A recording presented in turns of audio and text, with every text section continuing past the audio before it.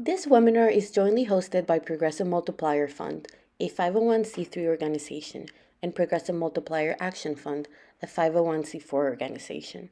The discussion includes 501c4 and multi-entity resourcing strategies. Welcome to everyone to Evolving Beyond Early Fundraising, Early Funding, Resourcing Power and the Fate of Our Democracy. We had a tremendous registration response to this webinar, so I thank you for making time in your busy schedules, especially for those of you on the ground who had elections this week. My name is Bethany Mackey.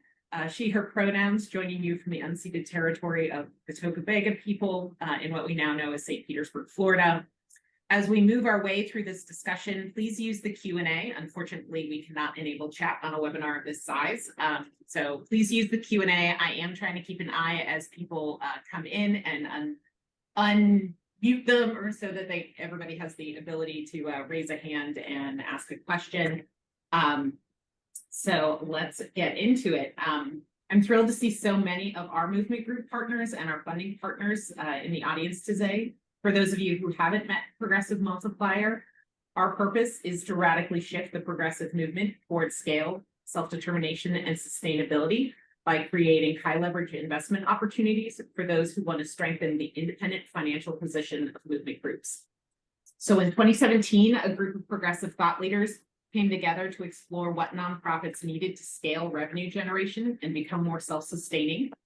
And at the conclusion of that exploration, Bill Radford, our founding ED, was asked by Rob Stein of the Democracy Alliance to start Progressive Multiplier and solve for what their research found. Found four main things. Small and mid-sized groups often don't know where to start earning revenue beyond institutional philanthropy, and they need basic revenue generation training and supporting infrastructure. Some mid-sized and larger groups are running revenue generation projects, but they lack adequate funding to grow these efforts. And then financing, like loans to scale really successful RevGen programs, is practically non-existent. So for large programs, like some of the ones that you have on the panel today, that means millions in revenue is going unrecognized. And that revenue generation successes aren't widely shared and adopted, leaving collective learning unharnessed for the progressive movement. So in 2018, Progressive Multiplier launched as a funding intermediary to support independent revenue generation programs in nonprofits focused on achieving justice, restoring the environment, and realizing democracy.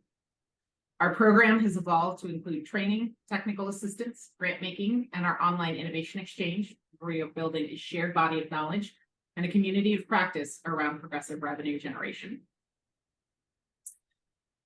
Back in January, as our Realizing Democracy grantee partners were recovering from the 2022 election cycle, one in which the money came in too late and C4 money was way too hard to raise, one of them said to me, "We're fighting and voting from a place of survival, but we're relegated to being a cute BIPOC pass-through for funders and reduced to a mathematical equation of cost per vote to them." Let's think it for a minute. That statement said more to me about the work Progressive Multiplier should be doing than any paper or article I'd read, or conference session I'd sat in on the evils of boom and bust funding democracy groups. It also made me think of something that one of today's panelists told me about what revenue generation meant to her organization's agenda to advance social, racial, and economic justice through democracy. So when Alex and I were chatting about Lucha's RevGen project when they were a Progressive Multiplier grantee, she said, "This is one big experiment, and independent revenue generation is allowing us to build an agenda to thrive, while a lot of our funding focuses on how to defend." So the twofold path for resourcing democracy groups authentically has become very clear to us through our conversations with our grantee partners. Fund year-round and fund the full spectrum of democracy work that organizing groups are doing beyond building electoral power, and help those groups become less reliant on funding that accrues power for anyone but the people they organize with and for. So with us today to examine the barriers to and the solutions for resourcing progressive power building in this way, four amazing individuals. I am thrilled and great to be part of this conversation. So our first panelist is Prentice Haney, a community organizer and co-executive director of the Ohio Organizing Collaborative. Prentice is nationally recognized, and after Tuesday even so, for successfully implementing democracy, civic engagement, and racial justice advocacy programs in Ohio and the Midwest. Prentice also serves on the board here at Progressive Multiplier Fund and Action Fund, bringing to our work the perspective of one of the most innovative and diversified revenue generation programs in the country. Prentice is also the author of my favorite post from 2 nights ago. Organizers build electorates and cultivate human agency. We show people that democracy matters through participation, no matter the barriers. That's what organizers do. Welcome, Prentice. Thank you. Our second panelist today is Alex Gomez, Executive Director of Lucha and ACE. Rooted in her family's immigration struggle, Alex is a lifelong organizer who has dedicated her life to social justice and community empowerment through grassroots mobilization. Alex brings a wide lens perspective to this conversation, given both the local and national organizing roles she served, and is one of the most influential people in Arizona who is investing in new leadership that is changing the political landscape there. Lucha is a grantee alum here at PMF, and Alex is always a very willing partner to our team. So welcome, Alex. Our final movement group voice on the panel today is Evan Milligan, Executive Director of Alabama Forward, a statewide civic engagement table with 30+ member organizations spreading pro-democracy values to every corner of the Deep South, which, as he said, is not the easiest place to work on pro-democracy work. Evan and his team are current Progressive Multiplier Fund grantees and are working with our team on their Shape the Field program, which educates and implores Alabamians to embrace civic engagement and become active members in Alabama's artistic and cultural communities. Evan was also the named plaintiff in Allen versus Milligan, a case that resulted in a historic U.S. Supreme Court ruling that Alabama's new congressional district map violated the Voting Rights Act by diluting votes of Black residents. Evan. We also have 2 funder partners joining us on the panel today as well. Julie Fernandez is the Associate Director for Democracy at the Rockefeller Family Fund, where she is Managing Director of the Democracy and Power Innovation Fund. This is a partnership between state-based organizing groups, social science researchers, and aligned funders in support of learning and innovative programs that explore the connections between organizing, civic engagement, and building progressive power, with a focus on work in and led by communities of color. Prior to joining the Rockefeller Family Fund, Julie has held roles over the last 20 years in philanthropy, presidential administrations, and nonprofits fighting for democracy and civil rights. Welcome, Julie. And last, as a community organizer, Christian minister, program officer, and business owner, Jason Garrett has a track record of working deeply in and with civic organizations, faith communities, government, and the for-profit sector. He's currently a program officer in civic engagement in government US at the Ford Foundation.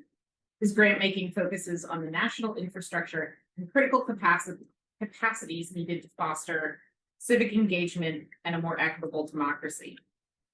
And he includes support for national community organizing, infrastructure, a range of capacity building efforts, and engagement with public sector officials and for more direct democracy practices. Jason is our program officer here at Progressive Multiplier Fund and has been with us through every step of our evolution in supporting movement groups capacity building with our programs. Jason. All right, let's get into this. I'm going to take the screen down so we can see everybody's beautiful faces. All right, my first question is for Prentice. Ohio was, of course, closely watched on Tuesday because of issue 1. Because of the votes turned out by progressive movement groups like OCC, Ohioans have now enshrined in the state constitution an individual right to one's own reproductive medical treatment, including but not limited to abortion. You once told me that election day is just this one piece that creates the conditions for building power.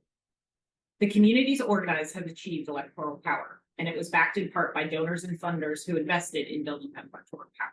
What's the next piece of power building, and what resource do you need to build it? Yes. Well, thank you for that. You are really good at keeping notes and things I've said. I don't even know the things I say sometimes. I listen, Prentice.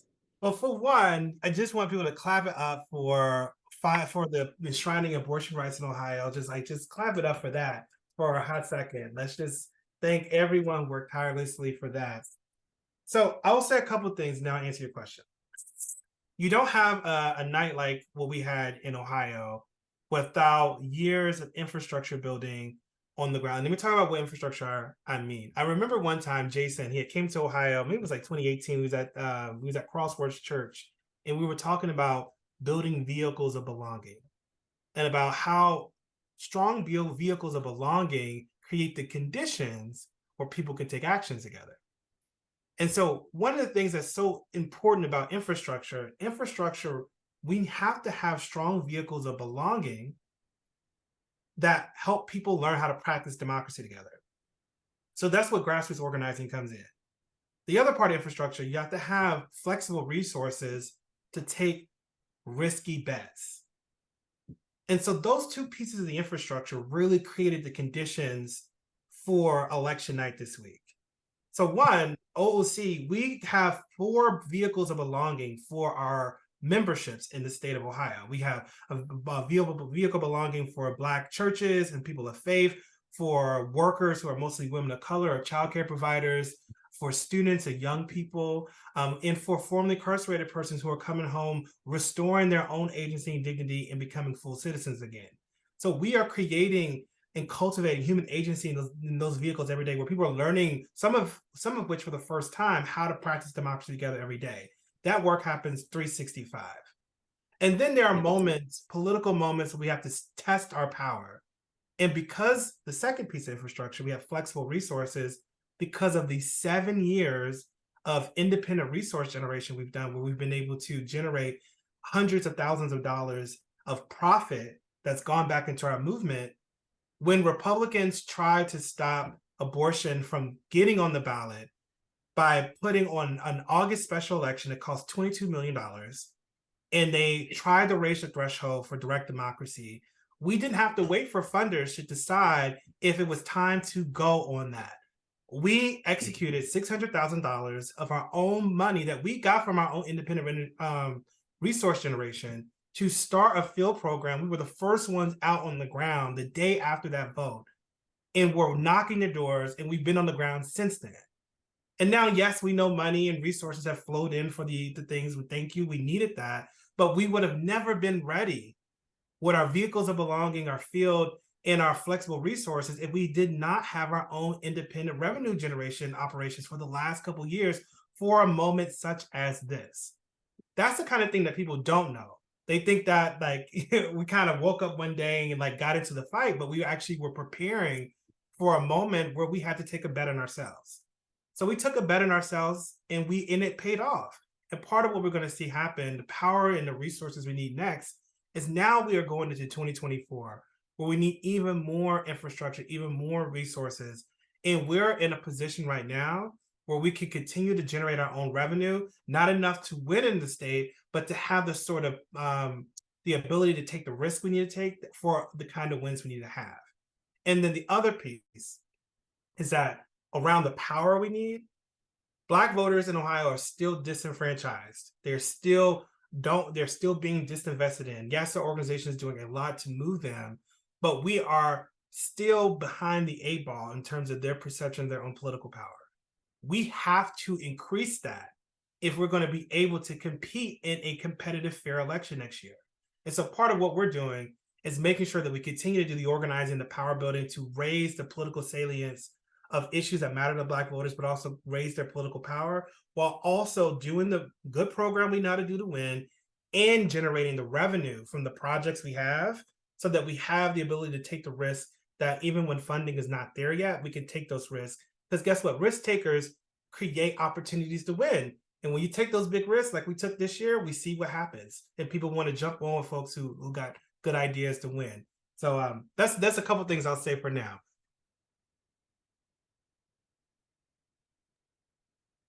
Awesome. Thanks, Prentice. I appreciate that. So Alex, as a leader of a group that similarly turned out voters that ultimately elected Regina Romero in Tucson, as well as Lane Santa Cruz to the city council there, are you aligned with what Prentice has said about the risk-taking and creating the vehicles for agency and the being ready? How does that resonate with what you're seeing in Arizona and your experience? Yes, absolutely. Not only am I aligned, but I wish this whole segment was just on what Ohio did. That's actually all I want to like listen to. Even though I'm, really excited to be on a really extraordinary panel, and this really important conversation. And thinking about the magnitude of what happened in Ohio, I'm definitely all in my feels because I'm thinking of my little luchadores that are coming up in Arizona that are part of the organization, that are the next generation, that are 3 and 6, like Aaliyah and Ivy, who are part of our membership, and they have less rights. And folks like Prentice and Molly and so many others in Ohio are fighting for them. But the magnitude of where we are at in this conversation is incredibly difficult, because what we're witnessing is states fighting back, states creating agency and belonging when the right is lashing out at our communities, and creating and contesting at levels that are in the billions of dollars. And we're questioning our operations, we're questioning grassroots organizing, we're questioning at the state-based level if it's the right time to go. If it's the right time, if we should run ballot measures like this, will they win? Questioning whether Ohio should go, and the fact that Ohio had to generate its own revenue to be able to run at that level is a testament of how the right is really operating at big bets. Well, we're taking very small bets, but it's the grassroots organizations that are punching above our weight class, creating moonshots and winning. And so similarly, in our race in Arizona, we had to invest our own dollars within Lucha to garner attention for this race, because folks felt that, she was fine, that everything was going to be okay, but not understanding that the right has been targeting, they have been organizing, and the digital media, the disinformation and misinformation has not stopped for an entire year. And so what we are doing in Arizona is, quite frankly, following the model and the lead of Ohio. And so we're very fortunate to be in relationship and with the support of Ohio, really building our own revenue field model in preparation for next year. Because we really feel that if we're going to dismantle all of the attacks and what the right has created, that it's going to take year-round grassroots organizing to be at the helm and at the lead of that fight, because we demonstrate that when we do it with our communities' voices at the center of the conversation, and with people that have everything at risk but put everything on the line to save democracy, that we actually do win. And so we're really excited to be able to next year launch our field vendor with the support of Ohio, and also our operations hub. And so the hope is that what we're not just generating revenue, we're transforming our democracy through these new vehicles, because we're going to be able to contest at different levels to be able to dismantle what the right has been building. So Alex, I feel like we need to do a follow-up conversation just on the Operations Hub. We have several grantees that are working on Operations Hub like projects and the field vendor. So for all of the hardcore fundraisers on the phone, we promise we will follow up with nitty-gritty details on all of that in the coming months.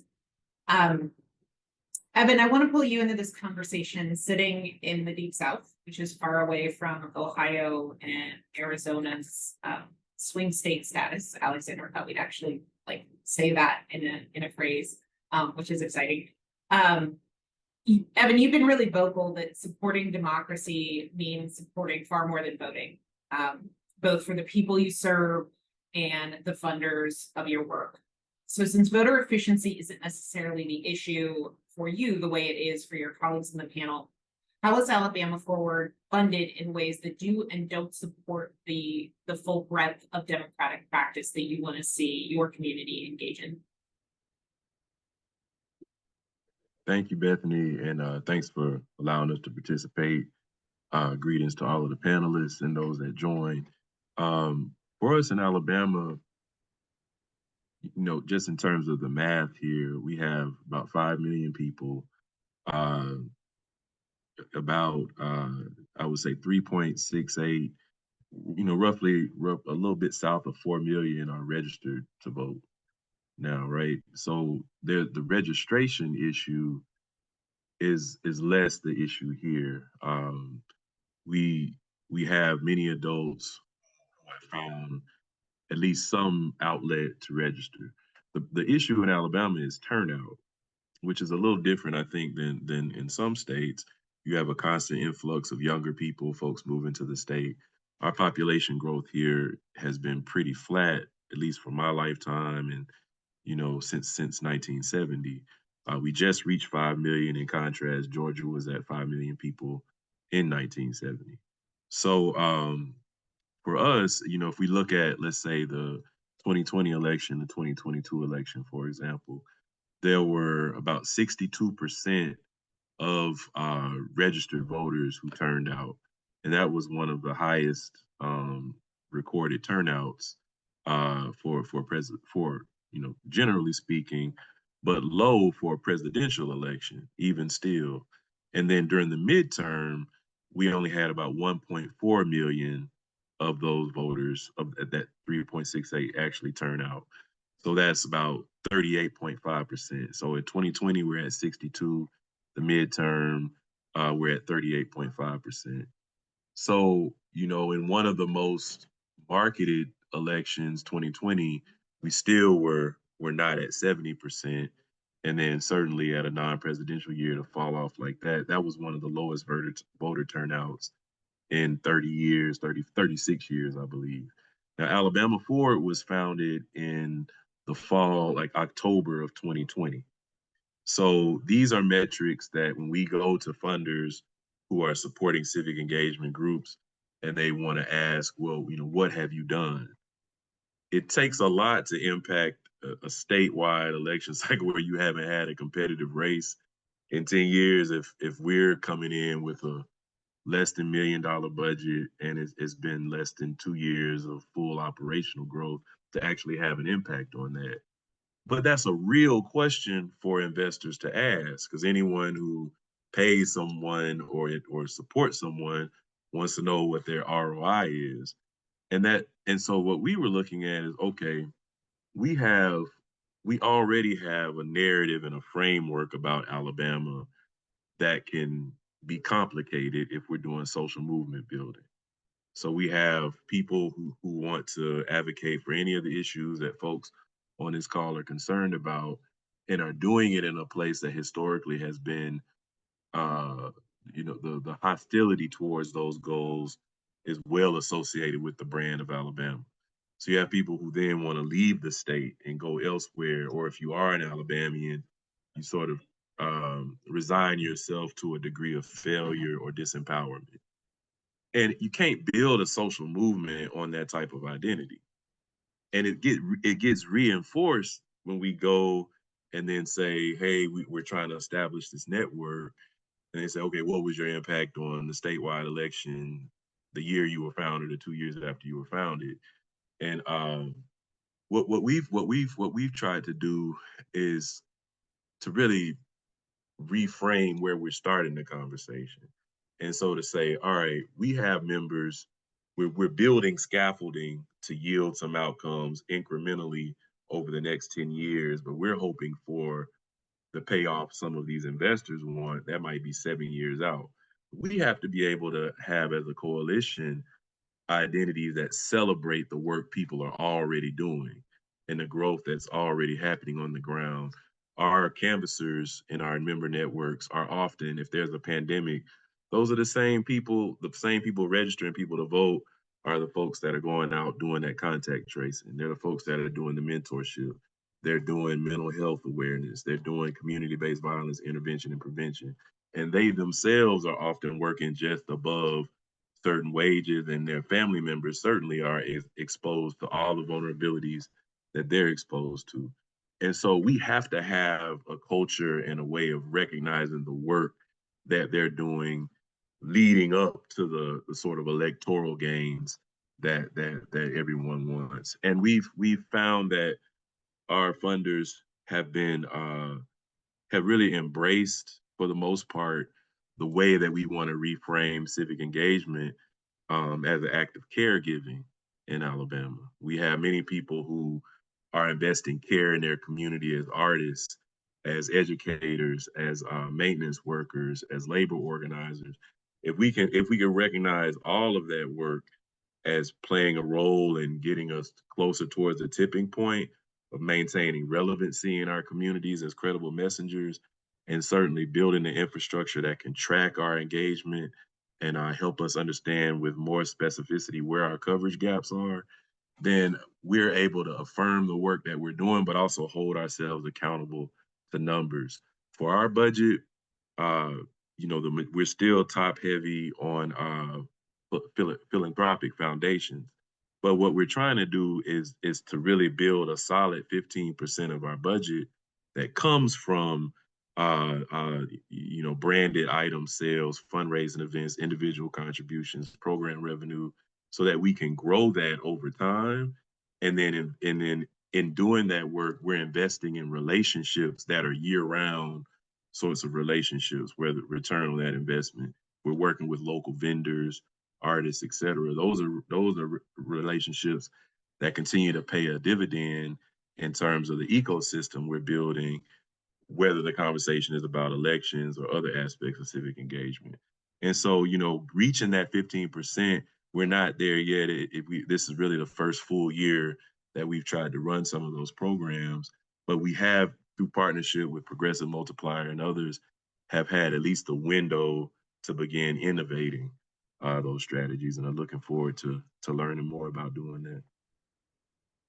Thanks, Evan. And if you have not checked out, for our audience members, Shape the Field, which is Alabama Forward's platform, all kinds of amazing merch, music, art, engagement opportunities. It is one of the more creative RevGen platforms that we have seen in our 5 years. So we're the Transparency partner with Alabama Forward.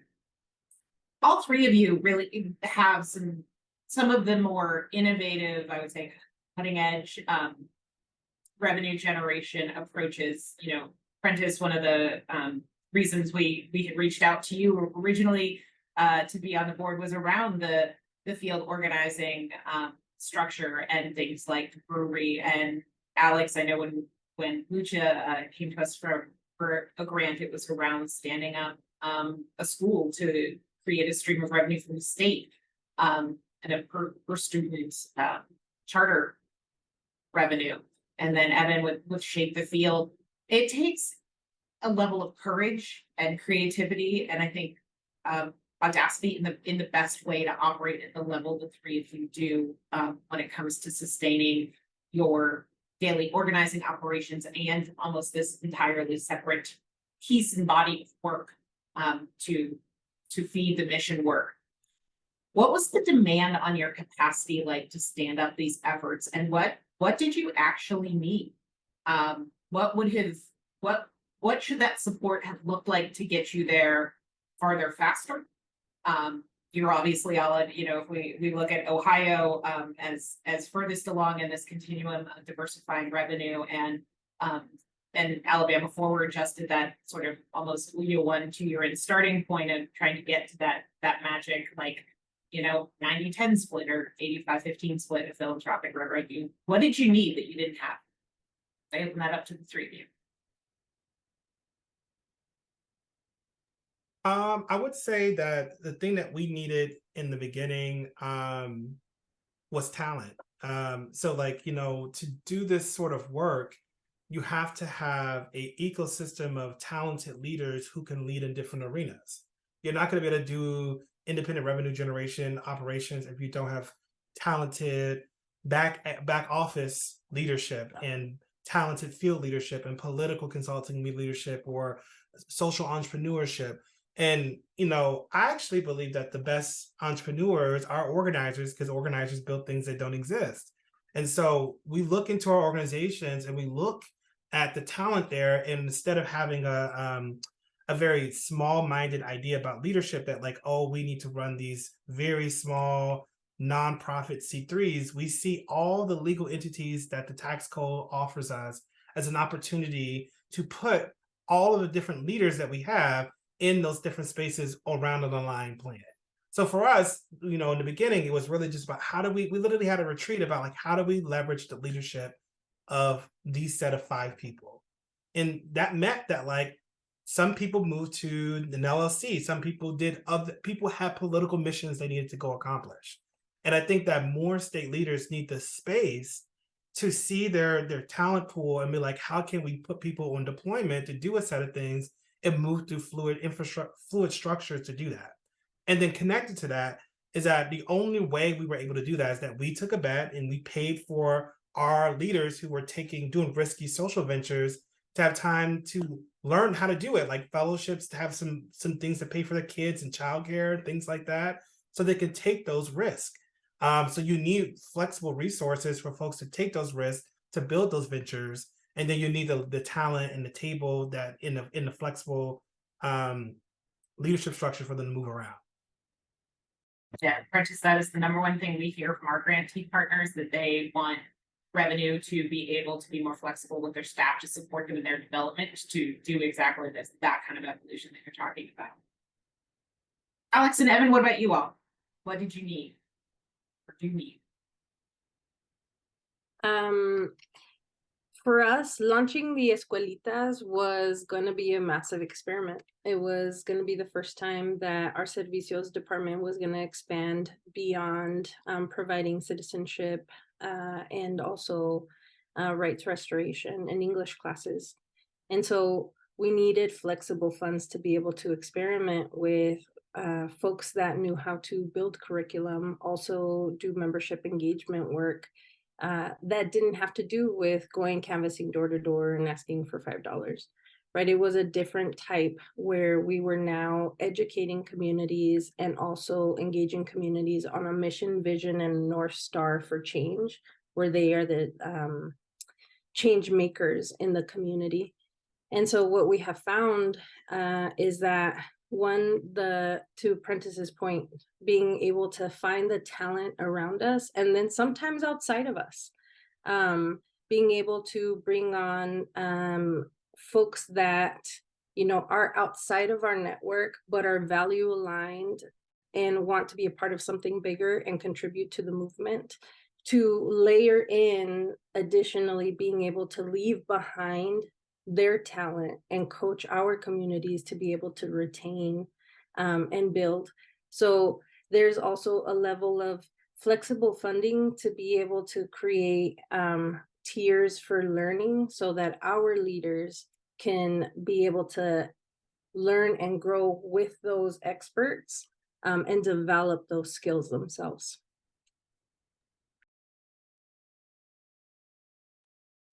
For us, I think we actually benefited from work that, it was being done by people on the panel in their respective states, certainly by state voices, and just lots of groups that had sort of anticipated the moment in American history where we would see this collaborative civic engagement model even get established and take root in the Deep South.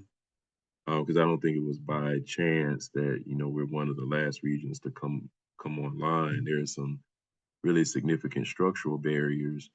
And just in my observation of the industrial side of social change work over time, I've noticed that there's this tension between utilizing local talent and prioritizing local human resources and local personnel who are going to come in the door sometimes, not often, with less of the credentials associated with working at a certain tempo and scale, certainly with startup organizations, and really having the audacity and the boldness to call a shot and sell that vision. We might find fewer people locally who have those skills, but they have all of the cultural uh, relationships and the street cred. And then you have that tension to work with folks who have all of those skills and national relationships, but don't have a sense of what I was saying around the importance of Alabama folks achieving their own liberation to undercut this narrative of inferiority. So there's this tension there. And the only time, the times I've seen people really achieve a balance is when there's some type of celebrity status. I saw this happen with Tarana Burke, with Latasha Brown, with Brian Stevenson, with other folks that I've known for years who they were working at the same level.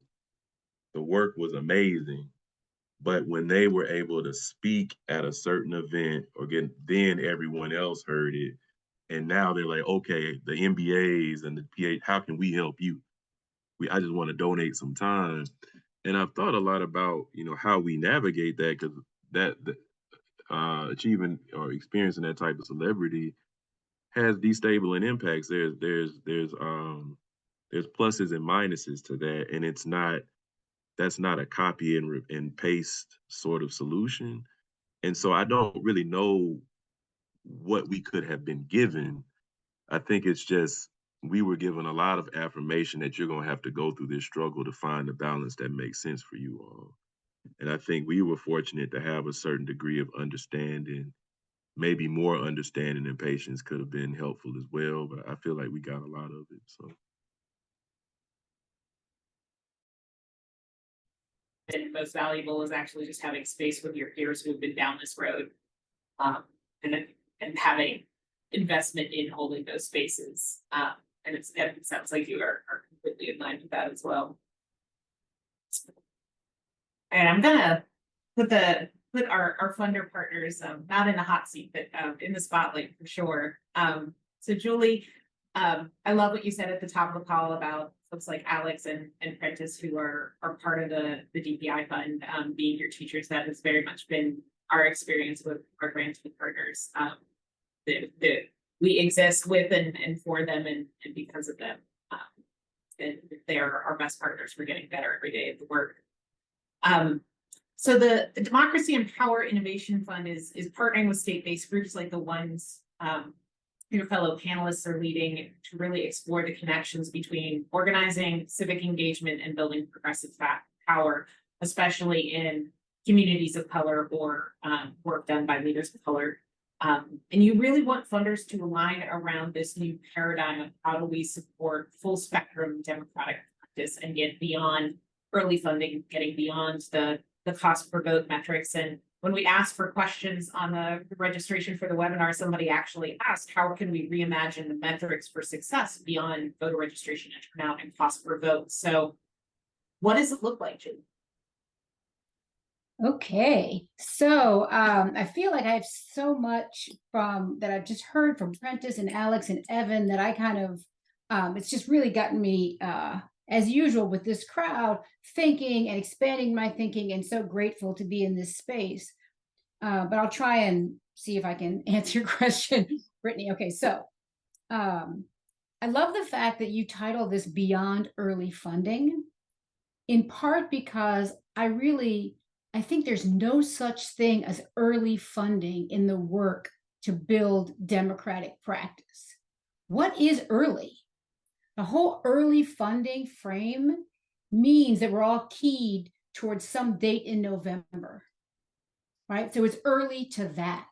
But everything Prentice and Alex and Evan have been talking about says that while elections matter, our work is not about elections because they don't,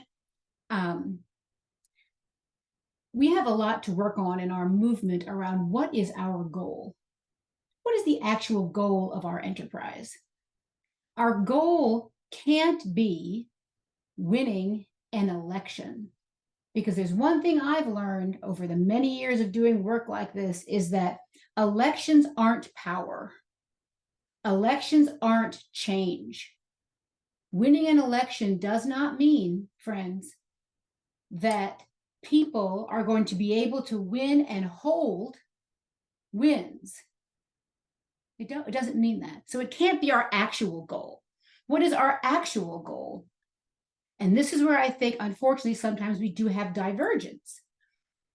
Even when you get beyond the elections are not the goal. What I think the goal is democratic practice, meaning that regular folks in communities have the ability to win what they want to win to improve the lives of themselves and their families and their communities.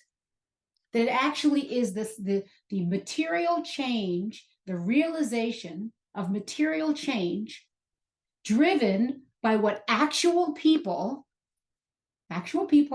want. Now, the reason I say there's divergence is that I do think that for some people in our movement, and I'll say broadly for the progressive movement, when you ask them what the goal is, they'll name an issue. I'm a climate funder. I'm a abortion rights funder. I'm a racial justice funder, whatever. Love it all. But it's a funders setting an agenda about what issues they want to win. That's not democratic practice. That's something else. So part of the paradigm shift that I'm trying to drive in the work with the leadership of Alex and Prentice and others in the DPI, we're trying to get folks to see that one of the paradigm shifts we're trying to achieve is understanding whose power we're talking about building and for what.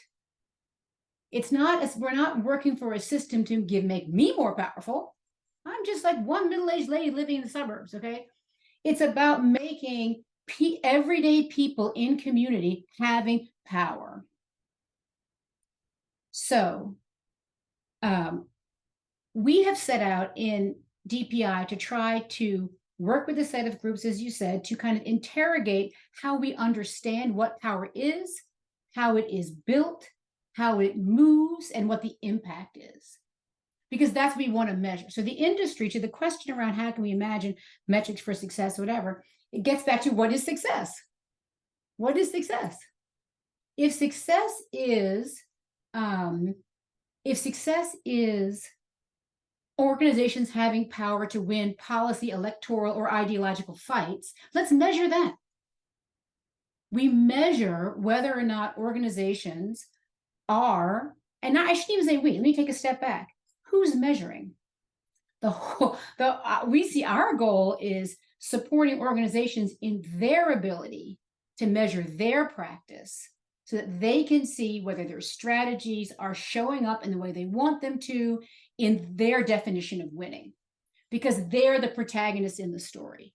So we have worked with groups over time to help the organizations understand the power that they're currently building, their collective capacities to wield power, and the impact that power is having in their states, in their ecosystems.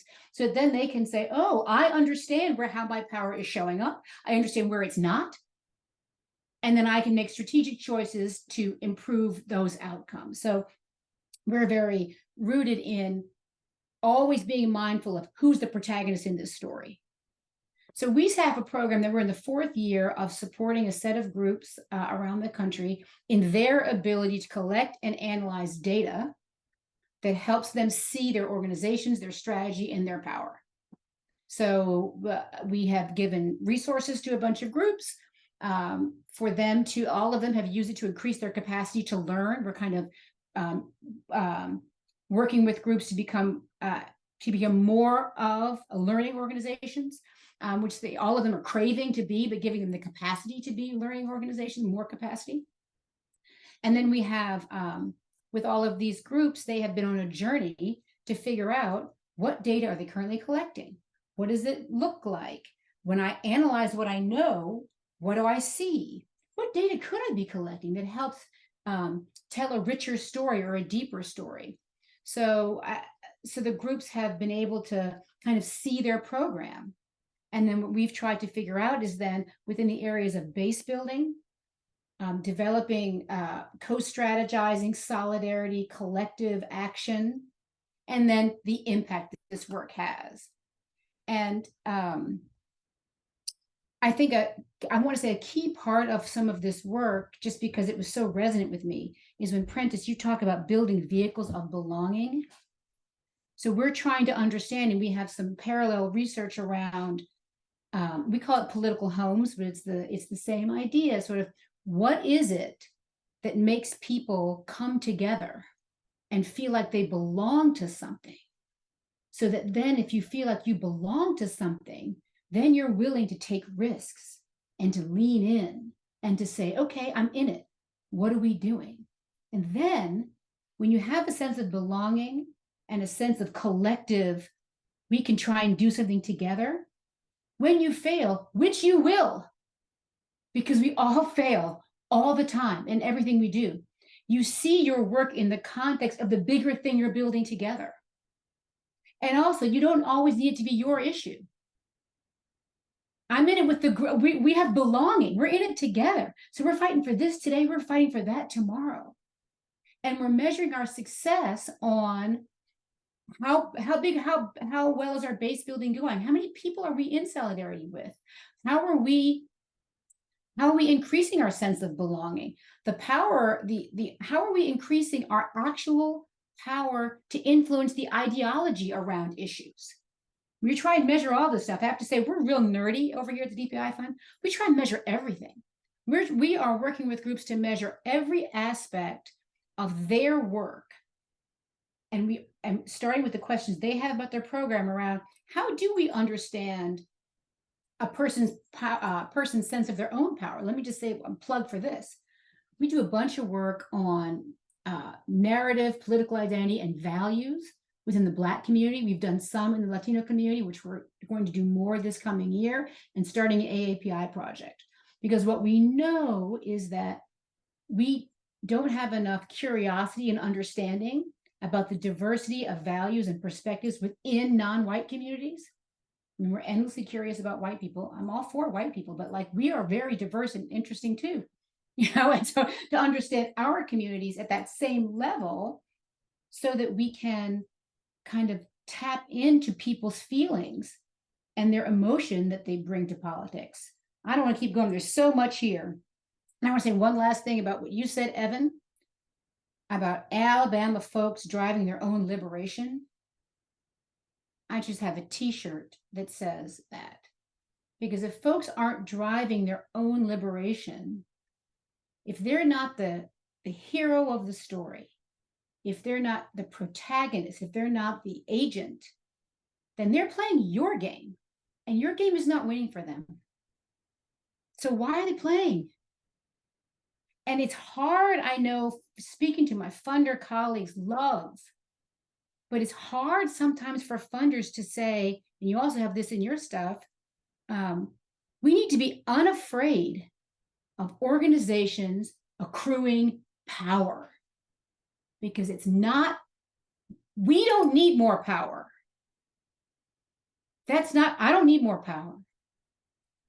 We have to be unafraid of saying, it's their power that I'm trying to help them build, so that they can help us build the happy country where we all want to live.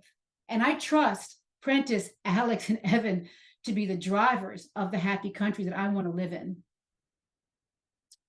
So that's it. Thank you. I saw Evan say, wow. That's just, what you said is just profound. And I hope that all of the funder colleagues that we have on the phone want to engage in this conversation in a continual way to say, how can we shift this? And how can we shift our practice, and how you invest in funding intermediaries to work with groups like the three here on the phone. Jason, I know that organizing within the funder community around how do we support organizing groups, how do we support full spectrum democratic practice is a key piece of your work within the CDG US portfolio. But I also know that you've certainly seen barriers to that one of our audience members wrote in not so much a question, but a statement of the community accountable organizing and its effect on electoral practices certainly reached proof of concept in terms of national impact in 2020 and again in 2022. So how do investment strategies need to evolve to be reflective of this concept and what we see organizing groups like the Three on the Phone achieving every day?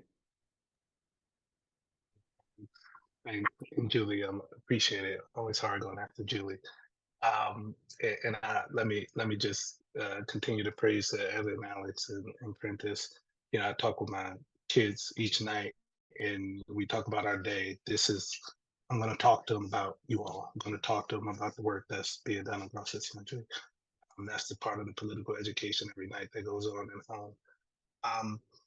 So the question around like how do investment strategies evolve to support you all in the way you need to be supported, and I think that question is important. But I think we have to ask another question before that, and Julie touched on some of this. It's around why are the current investment strategies that way? What is the diagnosis that people have that is leading them to do that?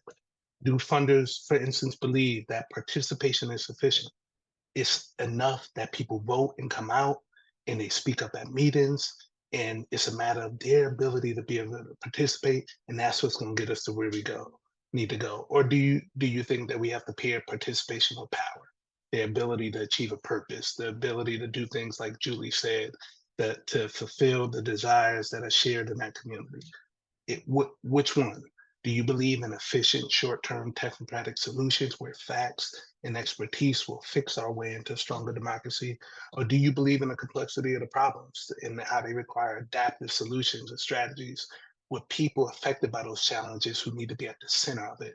And that we together, we need to be engaging and learning and experimenting and building long-term strategies. What do you believe that's guiding your funding? I'm a C3 funder, but for C4 folks, do you believe that a representative government, the right people elected, they'll get us to where we want to go? They'll reflect the will of the people? Or do you believe that racialized capitalism has led to the design of a government system that is constantly set up to fail and to minimize the role of public goods and to prioritize individualism and concentrate power in the hands of a few? What do you believe that's shaping why you fund? There are a number that's the first thing I would say is the diagnosis. There are a number of other things I would say, and I think Julie covered a lot, but I would encourage grantees to really dig in on what's the diagnosis of the funders that's leading them to do what they're trying to do, and help do the political education as well along the way. There are a number of other things I could say, but I would say, maybe the second thing I would say is investing in people over policies and processes. And what do I mean by that? Well, I was thinking about this, and I was thinking about a hypothetical scenario I would like to run by you all.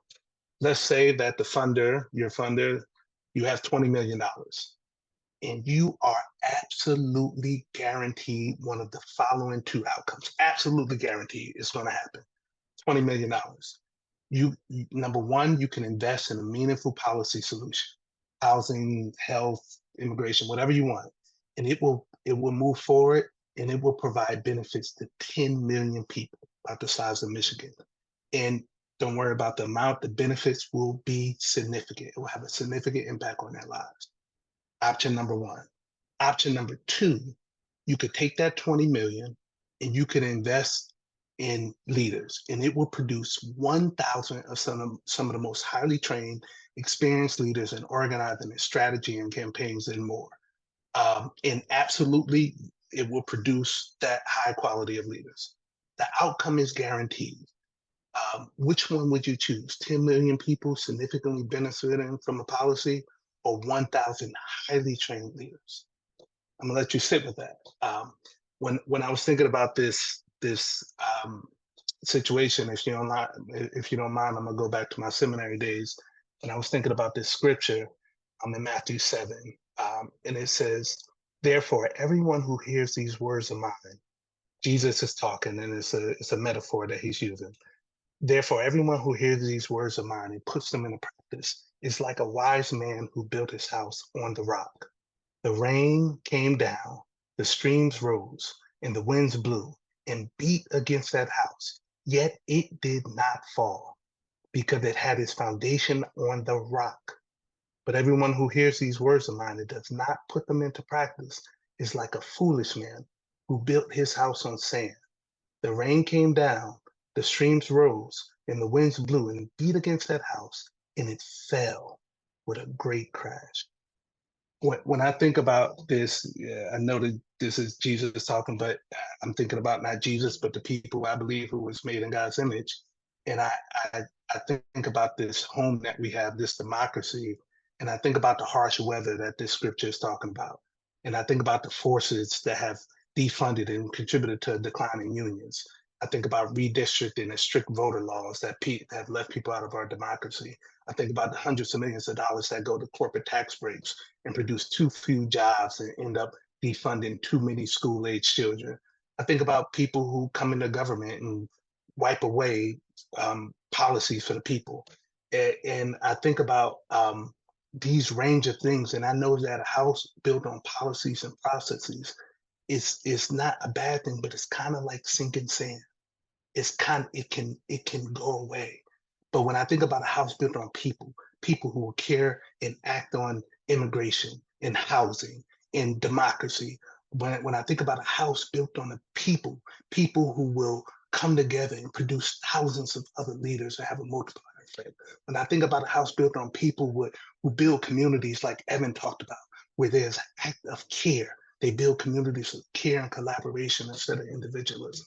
When I think about communities like that, and people may move, they may leave Ohio, they may leave Alabama, they may leave Arizona, but they won't leave the skills that they developed over time. When I think about a house built on that, I would make that bet all day. $20 million on 1,000 people instead of one policy that could get wiped away in a moment, because that's not sinking sand, that's a firm foundation. That's what I would want to build a house on. That's what I would want to invest $20 million in. That's something that has a multiplier effect, which is why the Progressive Multiplier Fund is having a multiplier effect. And so I think about that analogy in this question, and I think about what is our diagnosis and what do we value, which goes to what Julie was saying. And I would build a house on the power of the people all day. And that's, I think, something that we need to lift up for funders and part of the agitation I'm trying to do with other funders. Thank you, Jason. Jason took us to church. Jason did take us to church. I love it. No, and we work only with groups like the ones you see on the phone, the ones that are about building people power, the ones who are organizing centric. And that presents a whole challenge around revenue generation and building those independent streams, because we have trained our country to provide help, hope, and support. We've trained our donors as a country to, give $1 to feed somebody or give $1 to cure a disease, but we have not done near what we need to do to educate about what does it mean to resource power and the agency that comes from having power. So I would love to open our question first, if the panel has questions of each other, but also we've got a handful of questions that have come through the chat and also from registration. So panelists, before we dive into our audience's questions, any lingering comments or questions you all would like to raise?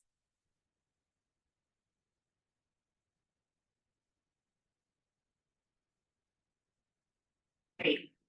We'll hand it over to our audience then. I see one from Aaron Dorfman and Rick Adams in the chat. Aaron, I'm so glad you're with us today. So Aaron asks, I'm curious about how much independent revenue generation is happening. So for the average grant partner PMF, how much growth do they see in independent revenue year over year by total dollars and or percent? And how much are groups still reliant on foundation funding? Is it still 80% or more of their budgets?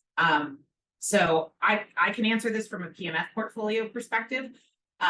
And would love the three panelists from our movement groups to talk about where it is in, because those are three very different pictures from the three groups that are on the phone. So with PMF grantees and PMAF grantees, obviously we've had a C3, C4 conversation and we work with both. Most of our grantees come to us somewhere between 80 and 90% institutional philanthropy dependent. And our goal for any group is to get to at least a 50-50 split when their program is mature.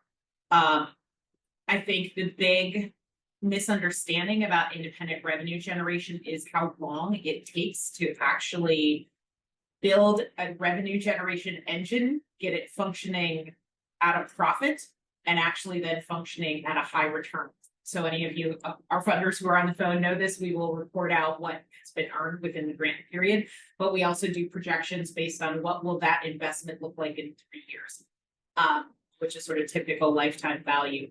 So we are seeing most of the groups in our portfolio see a 2-to-1 return within that 3-year span. There are very few of them that see that within the grant period with us. The other thing that is the struggle with funding independent revenue generation is it is being invested in as a project and a 1-year sort of grant versus it takes us minimum 3 years to, I would say, get it up and functional. And I would say 5 years to get it really supporting a piece of the budget in a significant way. So one of our, just to be very candid, that is where we're seeing the sort of breakdown in what capacity building infrastructure support, whether that's to groups or through intermediaries, that's where it's breaking apart. So we will get like a $20,000 grant to pass through to a group, and we will buttress that with deep strategic assistance. And then at the end of the 12 months, we are looking to other funders to try to keep the project going. So like Evan, we've been able to work with for 2 years. We only had 1 year of funding for Lucha on something like standing up these. So that's really the break between sort of how we're investing in what it takes to actually build the engines and what it doesn't. So we have got good return, but what we're finding is it is really hard to make it sticky return because of lack of investment. Alex, Prentice, Evan, I'd love to hear your perspective on sort of where you are. Yeah, I'll be quick. I think back to the kind of thing that Jason was saying earlier, like getting clear about the right question. So independent revenue generation for what? Because you can have revenue generation for lots of reasons. So for us in Ohio, at this current moment, our strategy, our revenue generation is for independent political power, which is different from revenue generation for general operations or revenue generation to fund organizing or any of those different things. And so let me be clear about what that means. When we say independent political power, that means that when it's time to run an issue campaign, a candidate, any of those sort of things, we have our own political dollars to determine our own political future. The power accrues to our members, and we can throw our weight around in how we want to see fit, how we see it happens. We have in our own plans, that number is $5 million annually. We are not, no, we're not bringing in $5 million annually in general revenue yet and revenue generation. But over the course of a couple of years, we've gone anywhere from 200,000 to 3, maybe 400,000, depending on the year. And part of the example I laid out at the very beginning of this call is that there's been years where we've generated that profit and we've held, actually almost all the years we held it because it just was not enough to have real independent political power yet. And so by saving that money for 3 years, for example, then we have a bigger chunk to be able to take a big bet on something we want to do. Whether it's a local initiative or a statewide initiative or a candidate we care about or whatever that sort of, or another venture. And then in our state, we have a number of different, I would say, I see all of our work as an enterprise. Our C3 and C4, and then all the aligned LLCs are all enterprises. So we have a lot of enterprises. We have a political consulting, we have back office operations, we have a field vendor, we have a tap room, we have a social justice beer company, we have a print shop, we have a lot of different things, and they all generate profit at different levels.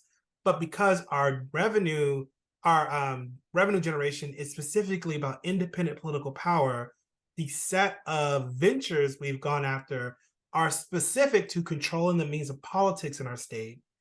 And that means that there's pros and cons to that. That means that there is a cap on the amount of revenue we can get for it. Like, we're not making millions of dollars a year, but we're making hundreds of $1,000s a year. But on the flip side, what do we have? More power over our politics. We're able to control the table more. We're able to decide what is the big issue of the state because we have those aligned enterprises. So while it may not be $5 million a year, it means that the OOC is at the center of every major political fight in the state. And that matters for our political power. So I just wanted to name that for, like, Yeah. when you think about revenue generation, it has to be for what reason, and then you build a strategy around that.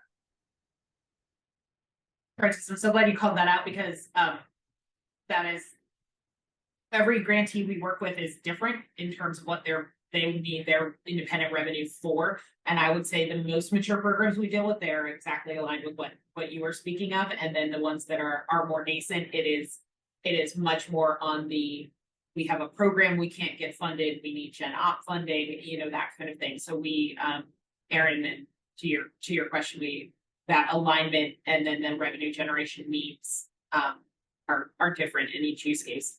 Evan and Alex, any perspective here you'd like to share? Just deep inspiration from listening to Prentice go from tap room to political. That's amazing. For our project, and Bethany, you know this, but I didn't really flesh this out when I spoke earlier. We created a program called Shake the Field, basically looking at 18 to 49-year-old Alabamians, particularly people of color, students, folks emerging from economic struggle, and folks from immigrant communities, and thinking about how do we provide entry points in the civic engagement work that those folks may not already know about or think are palatable to their lifestyles. And so we were, leaning into music culture, nightlife culture, wearable merchandise, tours, to develop things that first get us in deeper relationship with those community members, and then hopefully over time create appreciation for our work enough to want to support the brand both here in the state and beyond. And that's been a work in progress as far as getting to the point where we can turn a real profit on the production of the t-shirts. We do drop shipping, and so to really have that functioning as its own independent revenue stream, it's taking work on that end. On the flip side, though, and I think Prentice spoke to this in terms of what are we actually using to measure it, the social investment side has been really interesting, particularly with the way that relationships we are making in those music spaces and those other spaces translated to energy and interest around the redistricting case. And in case in point, when we started our Trap Democracy festival series last fall, we did 5-6 cities, had ambitions of touching about 500 people. There were maybe at the most 120, 130 that we were able to meet. But the people that we met, so that felt like a failure at the time. The people that we met, though, we stayed in touch, found smaller ways. And when we came back this summer and did a full day summit and festival, really targeting that group who don't come to these sorts of events, there were about 1,000 people, if not more, who came. And there were certainly things we could have done as stronger as far as messaging and really dialing up the revenue generation. But to even get them in the place to have the social space has taken some time, but we have seen gains. It's just inspiring to know about all of these options once we really work out the revenue model.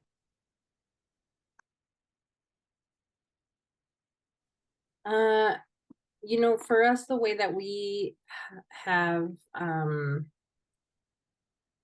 now experienced revenue generation is through a couple of iterations. One was through our servicios work and being able to bring in members to become members of the organization that then come in for a service, but stay for the mission and the vision. And so the services or citizenship, becoming residents, applying for DACA back then, and then also being able to obtain citizenship and English classes. What we were working on at the time was community schools programs. And what we found was that our communities were really asking about the root causes of why they had been disenfranchised for so long. And why is it that, you know, politicians do not deliver? And so for us, particularly this really, this big question happened after 2016. When we were able to deliver on our minimum wage victory, but then nationally we had this, you know, really terrible moment. And what that really led us to think about was, how do we work to build curriculum with schools through this community schools model, and finding that it was really challenging to be able to talk about the root challenges within our schools. And so because we work with young people and we began to train young people, we really thought of this idea of escuelitas. So it was sort of like a subversive way of like teaching and training our young people to what you were saying, Jason, about like our people are the ones that we need to train and give the tools, and then they will eventually train and share out these tools. And so what's happened through these escuelitas is that we now have a trained cadre of young people that are actually within the curriculum building cohorts within Phoenix Union High School District, the largest district in the state. And so even though it's not within the system, it's outside of the system, but it's serving our purposes so that our young people are finding a political home and understanding what are the root challenges that got us to this place, and why not only are our young people, BIPOC young people, the center of the change, but they are also the catalyst for change. So what I will say is that there's a bigger vision than the money that it brings in, because what I will say is that the money that it brings in is not very much. And so at this juncture, it is about 5% of the budget. So it helps us staff the Servicios program. And right now we have a staff of 3 people. And so while it does help us generate revenue, really the idea is that what we began to see from this forging our own path, making our own money, to be able to run our own program, to be able to continue advancing democracy, was actually bigger than the funding that was coming in. And so what we want to be able to do is continue to experiment with generating our own dollars to be able to dismantle the challenges that our communities have been experiencing with being locked out of democracy. And what we are saying is that we are, in fact, breaking down those barriers and putting our folks there at the center, so they not only have a seat at the table, but they are the table moving forward. Alex, you definitely hit on something we see across a lot of our partners, is that sort of self-funded program that they can completely drive for dismantling oppressive systems, for centering, you know, full spectrum democratic practice, whatever the need is in their community. I would say that outside of, we need general money to be able to pay our staff, it's we have this program, we have to run for our mission, and being able to make it not necessarily a profit program, but make it a self-funded program. That's very, very common that we see. I also just want to hold space, Kieran. Thank you so much for being here. We've been working with Kieran and his team at Equality Ohio for about 1.5 years, and he mentioned that while the revenue, they are making revenue, but it's not big yet. Starting a sustainer program, but the culture change that has happened within Equality Ohio, which has previously been they do amazing work, and but has very much been tailored more towards the legal and policy side, to really becoming a more open place, and a political home, especially for younger people, for the trans community, that the value or the culture change that was cracked open through this revenue generation project and the conversations that unfolded has really helped build that culture within Quality Ohio. And I think that that is one of the reasons I personally love and am dedicated to revenue generation, is because I do think it is one of the best sort of subversive culture change mechanisms in an organization that exists, because it is at the intersection of all of the pieces of an organization. So Karen, thank you for that, for all the work y'all are doing in Ohio. We probably have time for one more question. For those of you who we don't get to your questions and sent them in as part of registration, they will be on our blog. So we are dedicated to answering all of them. But I think that there is there are two questions. I'd love to get to them both. The first is from our audience: as we work towards a better funding model, when do we step into old patterns to just get funded, and when do we stand on our values? Kind of open that up to all of you. Who wants to tackle that one?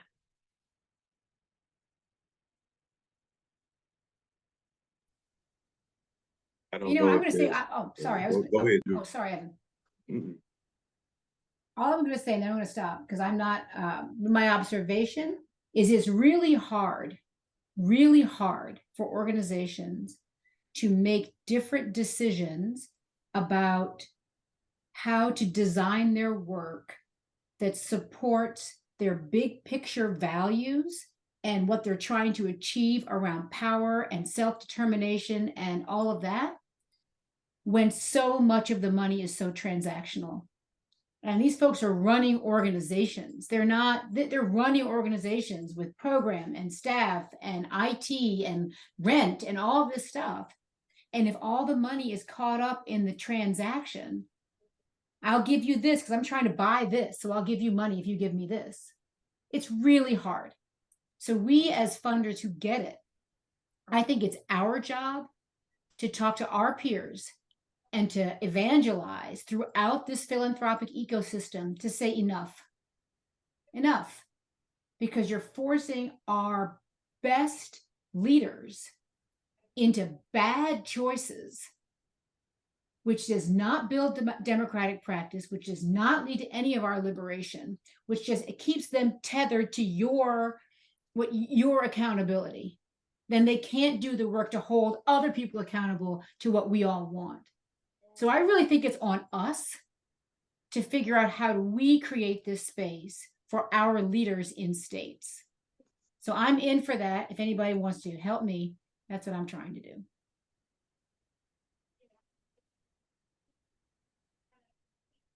I just wanted to speak to the way that question sort of sets up perfectly the unique, frustrating, and beautiful aspect of where we work within American culture and politics. Because a lot of the things that, when we're sitting at the table looking at different issues and efforts, the people that are sort of our adversaries for the most part have no qualms about where they pull money from.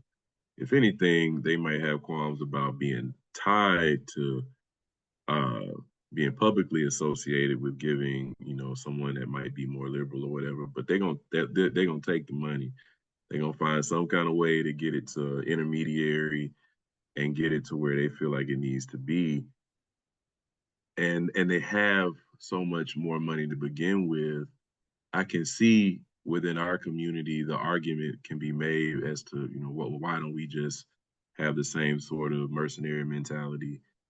And I think one of the cool things about, if not mercenary, then why don't we be as open as possible? I think one of the cool things about us is that we struggle with that tension, and that there are people. This plays out in terms of the union movement within philanthropies and nonprofit right now. The struggle around the role and the place of anti-racism and DEI work. within our organizations, our adversaries, don't care. They're not stopping to actually really lean into those issues. So the time, they save that time and energy and put the money where they feel like it should be from a top down approach. The fact that we struggle with that says a lot about us, and which organization will do what, I think ultimately has to be up to that organization, their board, and their conscience. But I do like the fact that this is at least something that we struggle with within our community.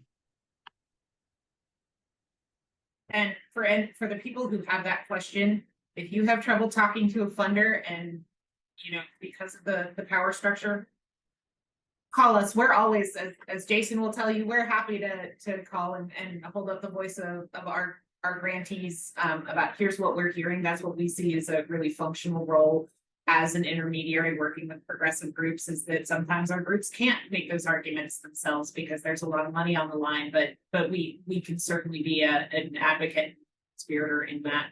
And I have a feeling that there are funders also who would be more than happy to have those arguments. Okay, I think we have time for one last question. What's the role of investments like debt and equity to help build independent revenue vehicles? I don't know if Guillermo is with us on the phone. I know this is his question, but I one would of like the to weigh things. in on that one. Oh, you go. Yeah, no, go for it, Princess. Is Guillermo here? I don't know. I'm like, I know that's Guillermo's question, so.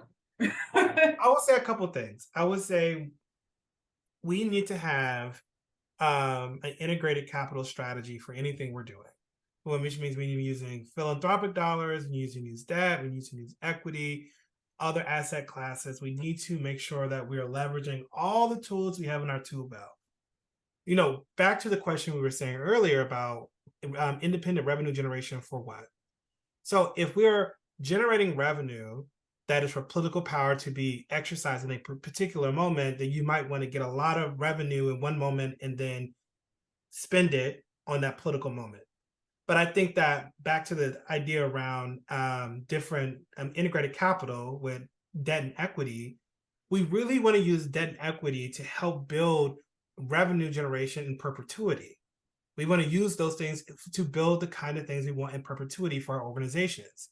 And so I think at some point, some organizations know that they need to exist in perpetuity for the work they're doing.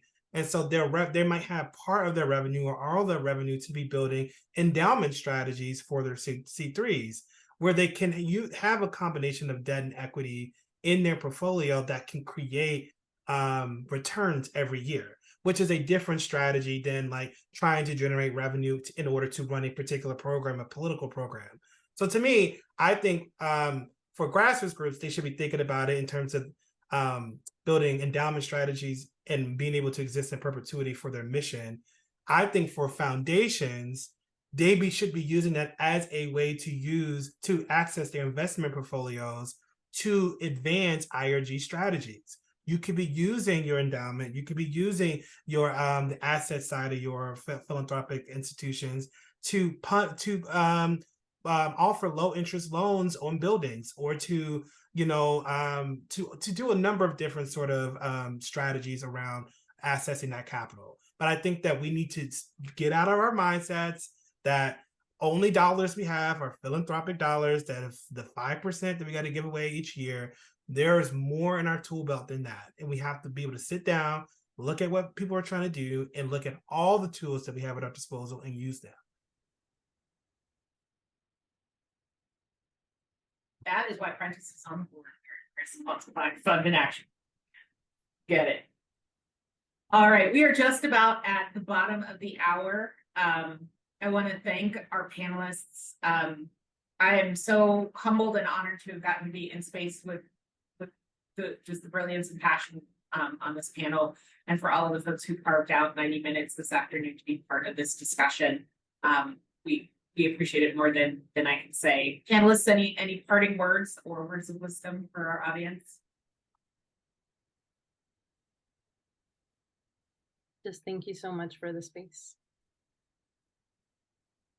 Please. And please, if you have questions, don't hesitate to reach out. We will answer the unanswered questions on our blog in December. I know Violetta is already telling me, our chief storyteller is already holding me accountable for that. We will have our online innovation exchange launching our actual first thought leadership paper launching and a merger with another grassroots organization, all coming early in 2024. So you'll be hearing from Progressive Multiplier and our team a lot in the coming months. But please reach out if you have questions. We are very excited to partner with you. Thank you, everybody. Bye, everyone. Take care.